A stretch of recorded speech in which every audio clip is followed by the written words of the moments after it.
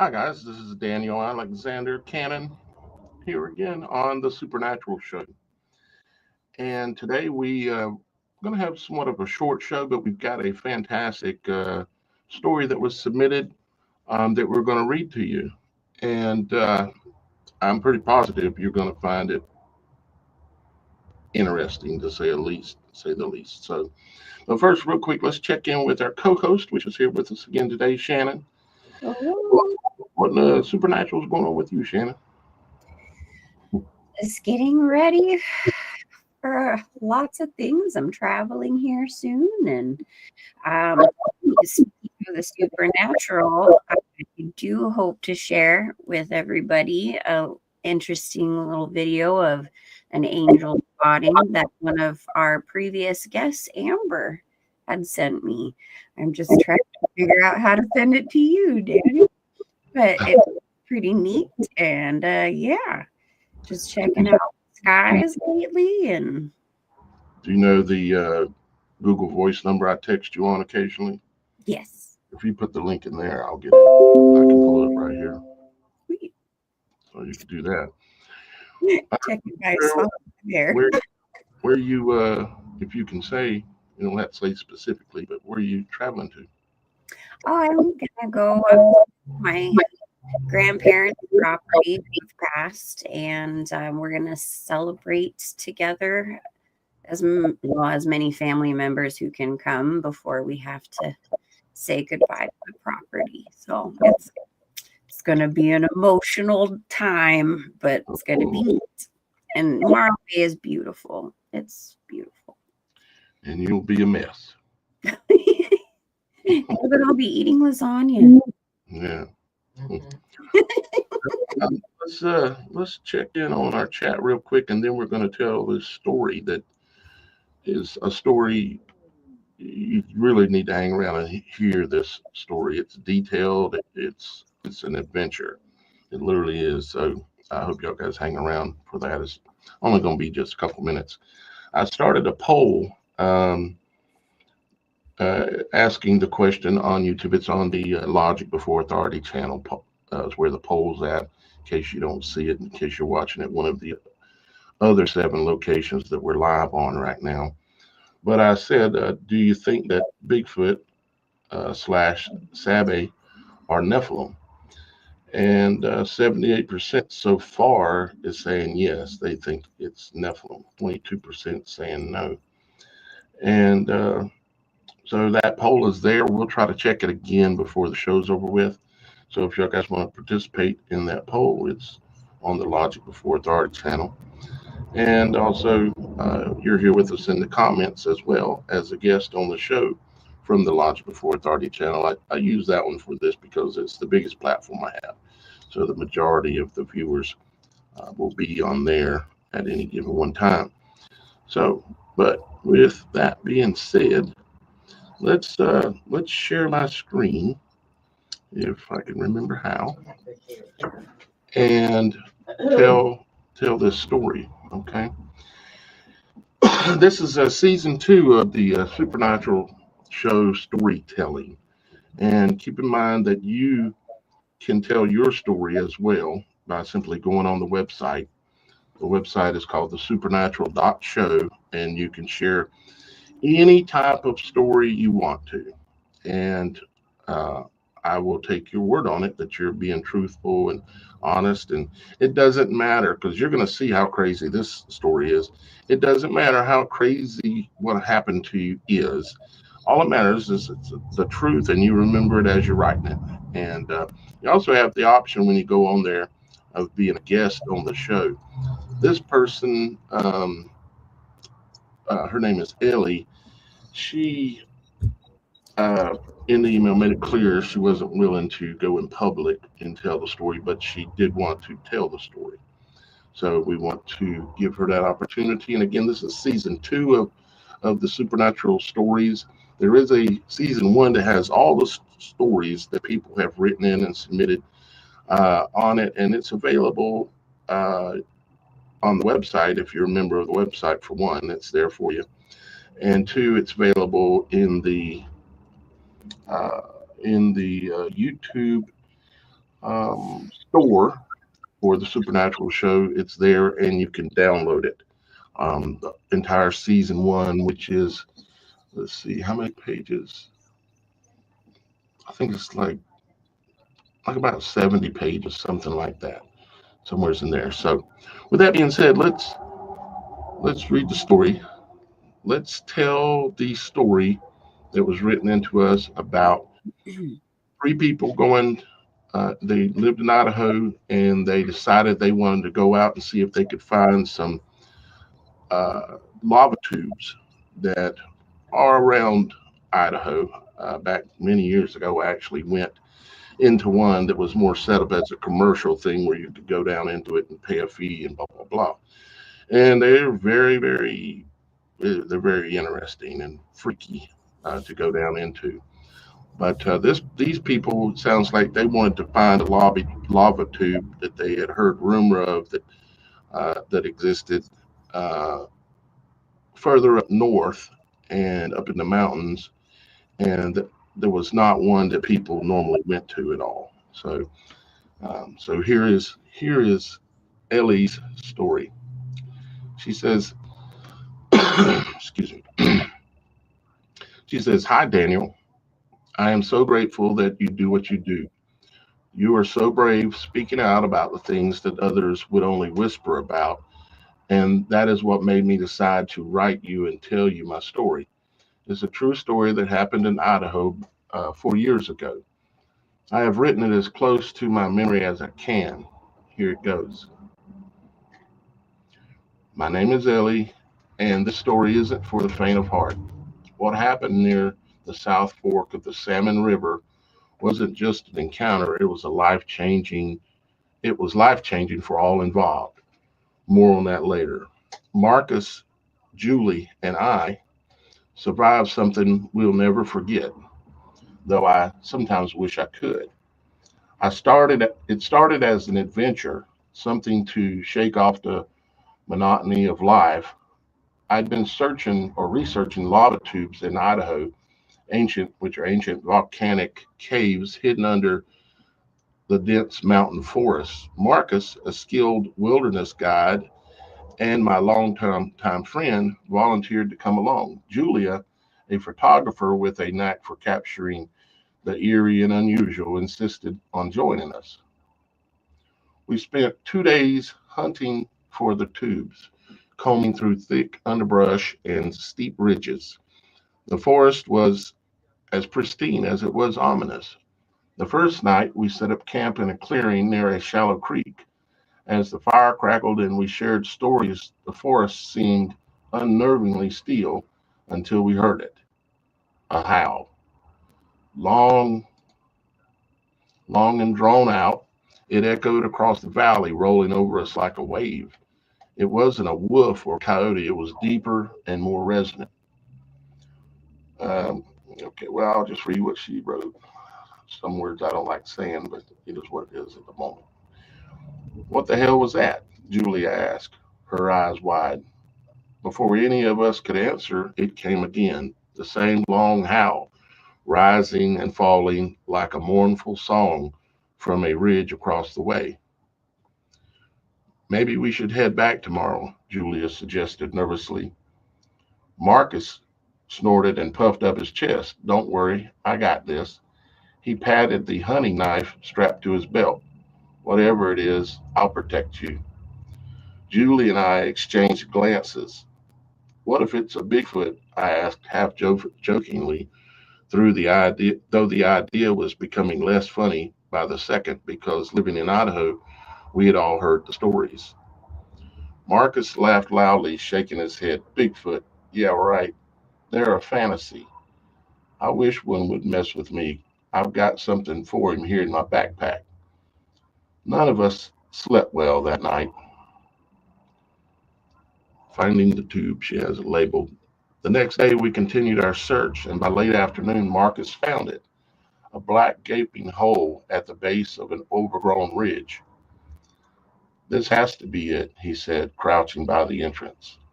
The opening looked like it had been carved deliberately, the edges too smooth to be natural. There was also a worn path you could see, and I wondered out loud what's been coming in and out of here. Excitement and unease warred in my gut. Ready? Marcus asked. No, I wasn't, but we went in anyway, into the tube. The air inside was cool and still, carrying the faint scent of sulfur. Our headlamps illuminated the twisted beauty of the ancient lava flow, or tube flows. She wrote flows. At first, it was exhilarating. The untouched formations felt like something out of a dream. But as we descended, the strange phenomena began. Marcus's compass spun erratically, its needle unable to find north. Julia claimed she could hear a faint humming, and though I wanted to dismiss it, I heard it too, a rhythmic vibration in the rock under our boots. We just continued on down, lower and lower into the earth. The walkway was in some places not easy to pass, but we were able to continue, and at a point after walking about 20 minutes, we entered into a larger cavernous area, and that is where things went downhill very fast. We found footprints, massive impressions in the soft moss and sand. The moss glowed faintly blue, each one larger than any human foot. They were fresh, the edges crisp. What the hell made these? Julia whispered. Before anyone could answer, a guttural growl rumbled through the chamber, shaking the ground beneath us. The encounter. We all stopped looking down and looked up and around the large cavern. Our headlamps lit the cavern well, and then it stepped into the light out of another off branch tube, and every rational thought in my mind evaporated. The creature was massive. Its head was nearly brushing the ceiling of the cave. Thick, matted hair covered its body, dark brown with streaks of gray. Its broad chest, like 4 feet across, and muscular arms were almost human like, but impossibly large and long that hung to its knees. Its hands ended in long, cracked yellow fingernails. Its face was terrifyingly human, deep set amber eyes that reflected the light from our headlamps. There was clear intelligence in the eyes and face. I will never forget the look on his face, kind of like when your parents catch you doing something dumb. His nose was flat and wide, nose flared with each breath, and his lips parted to reveal large, square teeth stained yellow, no fangs, no monstrous tusks, just disturbingly human teeth. We started to turn and run for our dear life, but there was another one in the tube behind us, another one cutting off our escape. This one was smaller, its fur darker, and its eyes sharper, more animalistic. I thought we were all going to die at this point. Marcus, the tough guy, froze. His eyes darted between the two creatures. Julie and I stood rooted in place, too terrified to move. Well, big boy, I whispered to Marcus, my voice trembling, you still feel fearless? He didn't answer. His hand inched toward his pack, where I knew he kept his handgun. The larger Bigfoot tilted its head, its glowing eyes narrowing. It stepped closer, leaning forward slightly, and let out a low, rumbling growl. The sound was indescribable, primal, and powerful, and it hit us like a physical force. My chest tightened, and I couldn't breathe for a moment. Marcus's hand froze mid-reach. The message was clear. Don't even think about it. He nodded slightly and lowered his head, his face pale. Then, to my horror, he soiled himself. A loud, wet fart escaped, and the smell hit immediately. The larger Bigfoot sniffed the air and recoiled slightly, its lips pulled back in what almost looked like a grimace. A peace offering. Desperate to diffuse the tension, Marcus reached into his pocket on his jacket for a bologna sandwich. He held it out with trembling hands. Here, he stammered, take it. The larger Bigfoot cautiously and surprisingly took the sandwich, sniffed it, and bit into it. Its reaction was immediately. It spat the food out violently, gagging and retching. This seemed to anger him some. The smaller one let out a sharp bark, almost like laughter. The larger one straightened up tall, its glowing eyes locked onto mine. It raised a hand, palm up, and the humming in the chamber grew louder, vibrating through my bones. Images flooded my mind, scenes of the creatures living within the caves, their connection to the earth, their role as protectors. I understood then that we were trespassers, and they were deciding our fate, lost in the dark. The larger one stepped aside, gesturing towards a tunnel offshoot behind it. We didn't need any further encouragement. What other choice did we have? But the tunnel didn't lead where we thought. It twisted and turned in ways that I had no clue where we were going, and soon we were hopelessly lost. Panic set in as we stumbled through the dark because our headlamps were starting to die.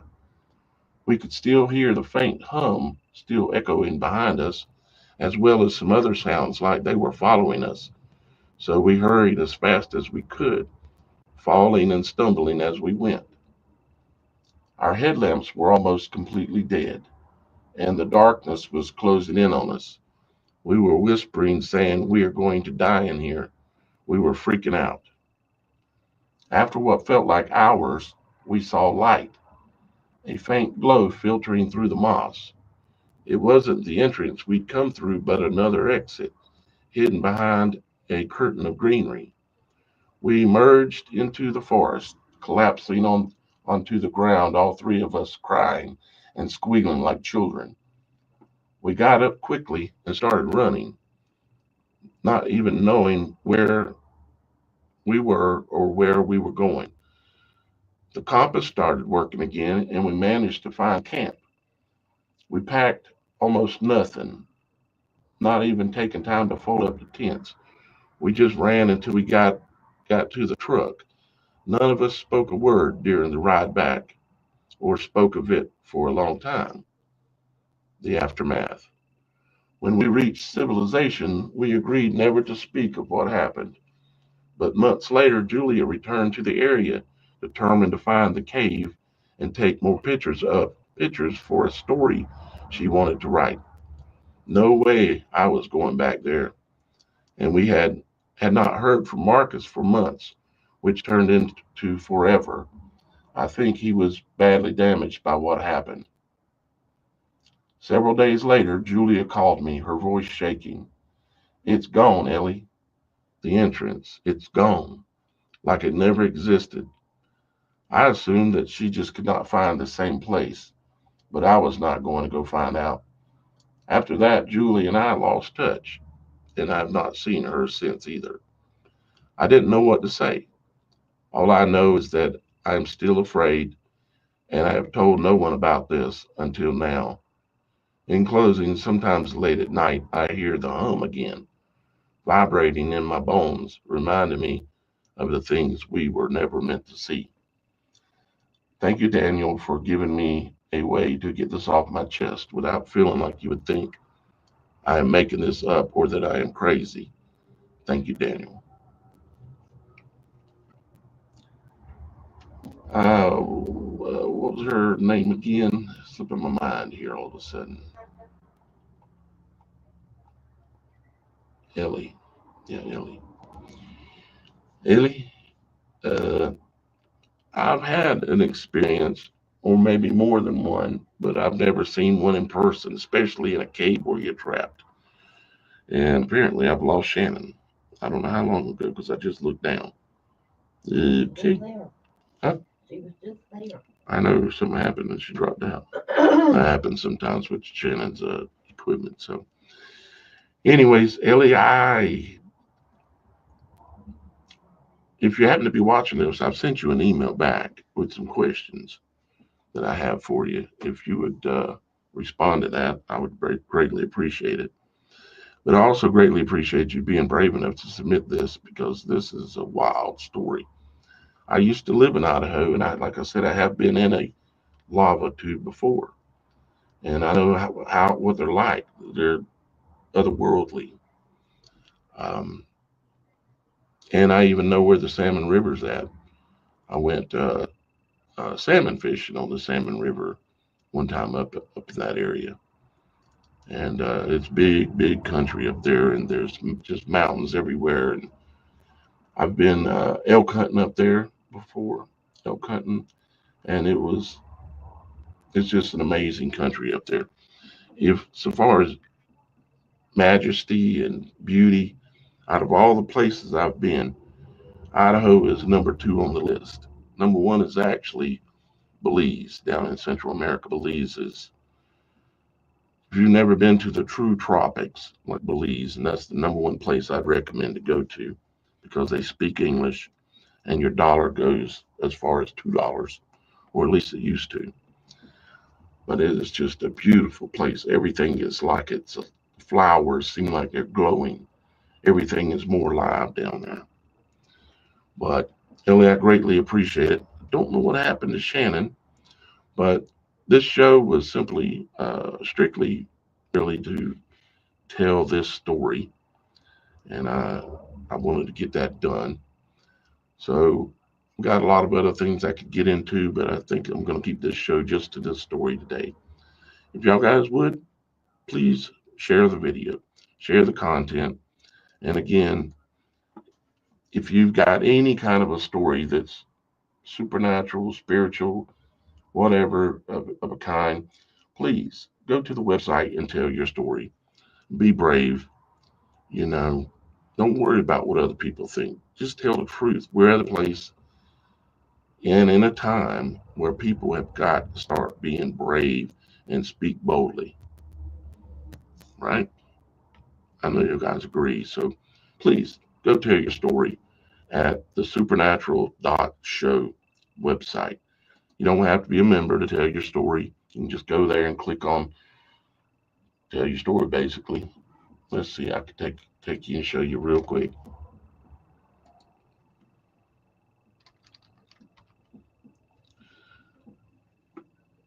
It's best to go on a computer or a tablet, something like that has a bigger screen. And because it just looks better, works better, but you can do it on a cell phone. You come to the website, this is it. You see TSS submissions, that means the Supernatural Show submissions. And you click on that as soon as the page will load. And it'll drop down a box and let you submit your story, okay?